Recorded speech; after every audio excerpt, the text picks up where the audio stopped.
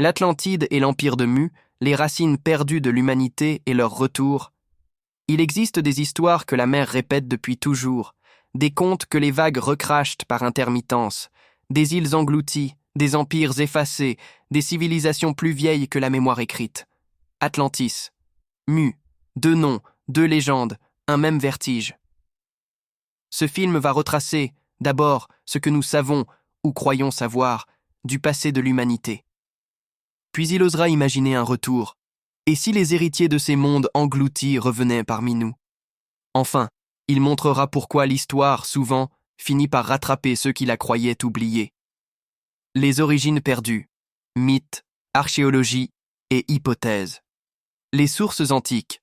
L'histoire moderne de l'Atlantide commence avec Platon.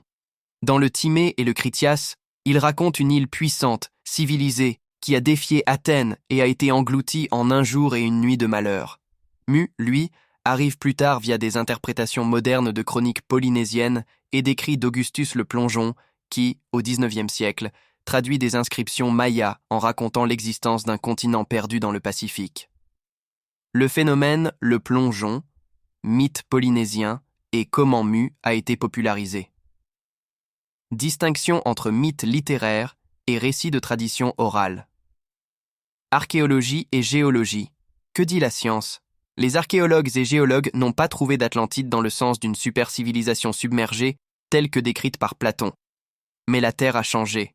Les niveaux marins montent et baissent, des tsunamis ont effacé des littoraux, des villes ont été perdues. Voici ce que la science confirme et ce qu'elle nie. Paléogéographie. Changement du niveau de la mer à la fin de la dernière glaciation. 11 007 000 AVJC. Exemple réel de submersion. Site néolithique submergé en mer du Nord, Doggerland. Ville côtière du Japon, site méditerranéen. Tsunami et effondrements locaux. Santorin, Terra et effondrement minoen.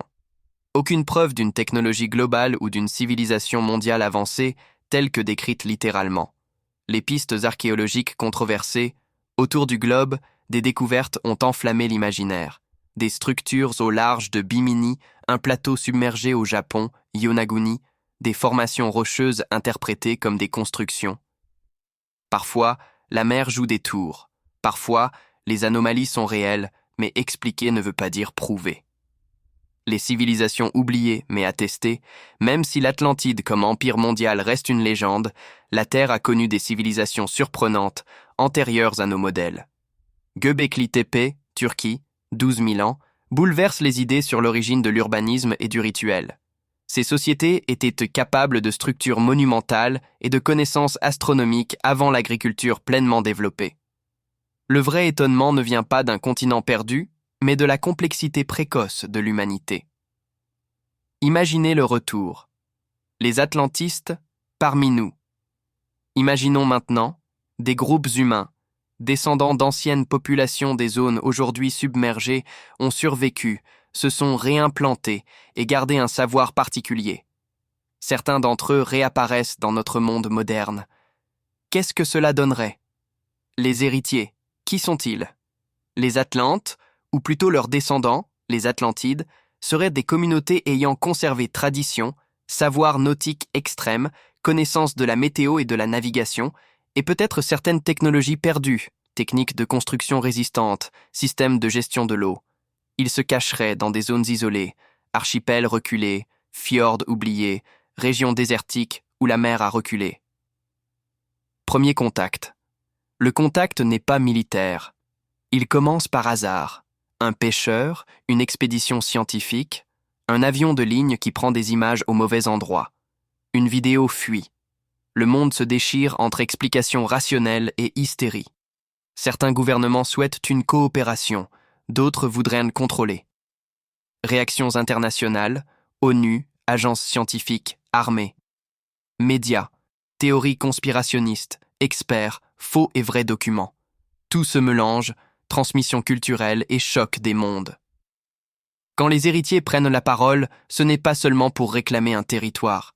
Ils apportent un autre regard sur la nature, la politique, la mémoire. Leur justice est collective, leur rapport au temps circulaire. Ils offrent savoir et mises en garde, mais aussi des questions. Peut-on intégrer un peuple millénaire dans un système global qui a oublié la patience? Transfusion de connaissances, nouvelles pratiques agricoles, médecine traditionnelle, ingénierie adaptative. Tensions, exploitation touristique, demandes légales, accords internationaux. Réflexion éthique. Qui a le droit de décider du patrimoine mondial? Qui? Technologie perdue, redécouverte. Certains objets atlantes bouleversent nos certitudes. Alliages résistants à la corrosion, structures inspirées de la biomimétique marine, méthodes d'irrigation propres qui réduisent salinité et érosion. Ils ne possèdent pas de miracle technologique instantané, mais une sophistication utilitaire qui pourrait, bien employée, nous rendre plus résilients. Comment l'histoire nous rattrape les cycles? Pourquoi les civilisations tombent? L'histoire n'est pas linéaire, elle est cyclique. Les causes des chutes sont souvent combinées. Stress environnemental, crise économique, rupture des réseaux d'échange, conflits internes, perte de savoir. L'Atlantide de Platon est une parabole, une civilisation qui s'est corrompue, qui a ignoré ses limites et qui a été frappée. Le message reste, puissance sans prudence mène à l'effondrement. Exemples historiques, Chine ancienne, civilisation maya, crises écologiques et sociales, effondrement de l'Empire romain. Rôle de l'environnement, désertification, montée des eaux, perte de sol.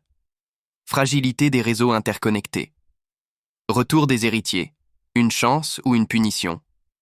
Le retour d'héritiers anciens peut être un sauvetage ou une menace. Le savoir traditionnel peut atténuer la crise, mais la rencontre avec la modernité peut créer de nouveaux déséquilibres. L'histoire nous apprend que l'idée de sauveur est risquée, l'intégration doit être humble, réciproque et respectueuse. Le grand rattrapage. Leçon pour notre époque. L'histoire rattrape ceux qui ne l'écoutent pas. Les civilisations s'effritent quand elles oublient la contrainte écologique. Si les héritiers atlantes sont réels, ou si leur histoire nous sert de miroir, la leçon est claire. Il faut repenser nos systèmes de gouvernance, nos priorités, notre rapport au temps. Sinon, le prochain mur qui s'effondrera ne sera pas de glace. Il sera fait de nos propres infrastructures. Ressort final. Les mythes existent pour une raison. Ils condensent des vérités que la chronologie seule ne peut porter. Atlantis et Mu ne sont peut-être pas des lieux réels tels qu'imaginés. Ils sont des avertissements, des archives morales. Si un jour des héritiers émergent des glaces ou des vagues, notre réponse dira plus de nous que leur révélation. Car l'histoire revient toujours, non pour punir, mais pour nous rappeler qu'aucune grandeur n'est durable si elle ignore les lois qui la portent. Abonne-toi. Si tu veux que je creuse un des chapitres, archéologie, géologie, fiction, éthique, dis-le en commentaire.